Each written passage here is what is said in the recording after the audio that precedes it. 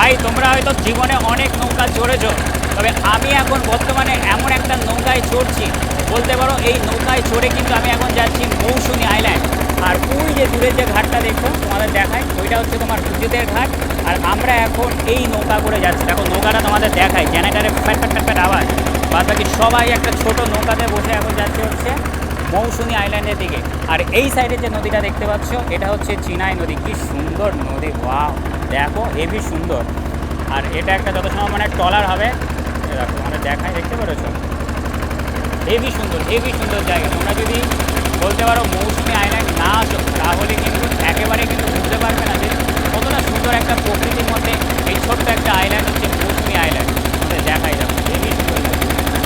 Wow, জীবনে এইসব view crore crore টাকা দিলেও কিন্তু পাওয়া যাবে না। যাই হোক, তোমাদের সাথে কথা বলতে বলতে এখন চলে আসলাম হচ্ছে